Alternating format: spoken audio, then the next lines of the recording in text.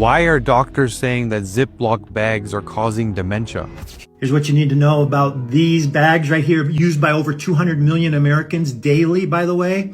And they're linked to dementia and the class action lawsuit that is now in progress. For those of you who don't know me, I'm Dr. Clint Steele. I'm a brain and nervous system specialist, and I help people just like you improve your life by improving your brain function, specifically around preventing and in many cases reversing dementia and Alzheimer's disease. Go talking about 750 milligrams of plastic being found in the brains of those that have Alzheimer's and other forms of dementia. That's the size of a plastic spoon, folks. So the question is, where are all these plastics coming from? How are they getting into our body, number one? Number two, how are they getting into our brain? So the question is, where are all these plastics coming from? How are they getting into our body, number one? Number two, how are they getting into our brain? Peace. This is King Messiah. Make sure you hit that subscribe button. Make sure you join our community and stay connected. Today we're talking about Ziploc bag, dementia, Alzheimer's disease, microplastics, and everything they're not telling you in the media. King Messiah. I think the most telling thing is Ziploc bags, by freezing the Ziploc bag, it has a similar effect as if you were to put it in the microwave. Of course, we should not be using microwaves in 2026. But if we are using microwaves, I think the average person, they would think it's safe to put something in a Ziploc bag and microwave it, or to put something in a Ziploc bag and place it in the freezer to preserve it for weeks later. But ultimately, all you're doing is poisoning, and you're taking that food and truly injecting it with microplastics. And then, studies have already been released that microplastics is linked to dementia and Alzheimer's disease. And I don't know if anyone has ever dealt with a family member who has experienced dementia. It's very sad. It is not, I wish that on no one. And it is ultimately something that is truly, they don't have a cure for it. All they can say is it hereditary or is it genetic? Allegedly, they don't know how it truly comes about. Of course, there's different speculations, right? There's definitely no cure. So, our only goal is to create a clean planet, to create clean communities. Our only goal is to create a clean body, clean mind. This video is just to highlight the dangers of plastic and how everyone should be seeking out alternatives to plastic. Here's how you can store food without plastic. All plastic leaches both microplastics and hundreds of chemicals that we know to be hazardous to our health.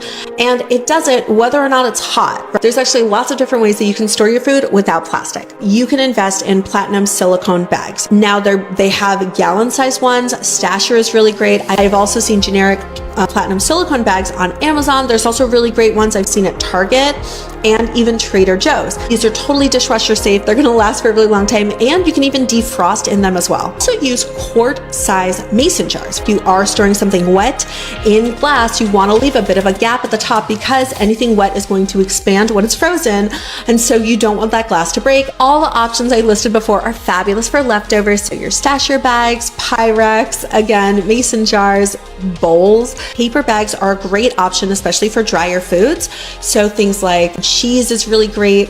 Okay, cool. How to store raw meat. I got this question a lot. So you have a few options here, okay? And it truly depends on the size of the cut of meat that you're trying to store.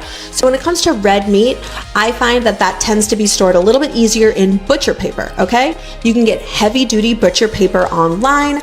If it's FSC certified, even better. If not, no biggie. However, do try and avoid anything made out of recycled materials. In general, you want to really avoid anything recycled for your food. Also, you want to avoid any kind of butcher paper or parchment paper that has a nonstick coating. So for chicken, fish, sausage, like other smaller cuts of meat, even things you might be marinating, find that those tend to store a little better in Pyrex, right? However, if you're trying to store a bigger amount, you can easily just use a casserole dish, like the ones that you might use on Thanksgiving.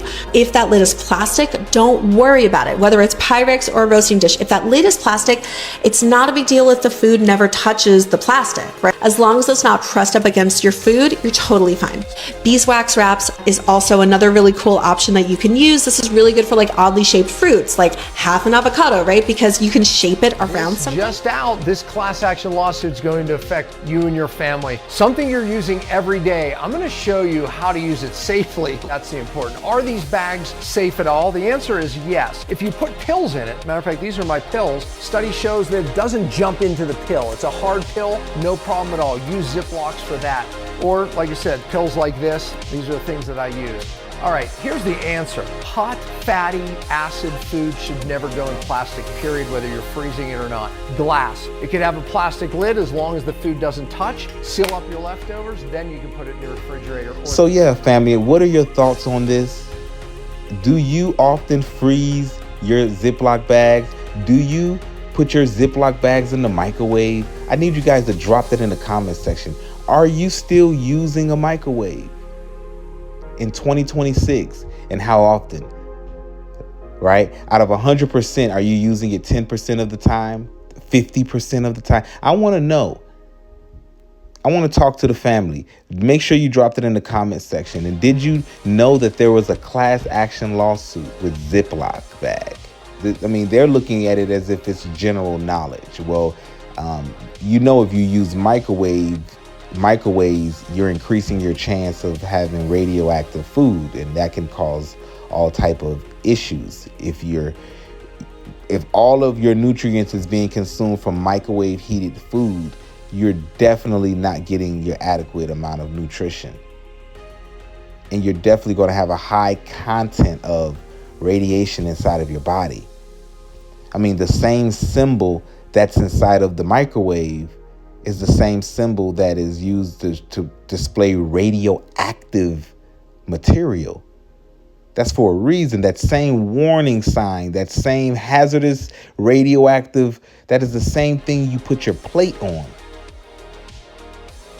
So we need to understand in 2026, do you want to continue to live in that matrix, or do you want to truly be in control of everything you're putting in your body, on your body, and around your body? This is King Messiah. Go ahead and drop that comment. Ziploc bags. Are you going to continue to use them? Are you going to continue to freeze them and microwave them now that you know that how many billions of particles of microplasms is going to be infused in that food? Make sure you hit that subscribe button. One love.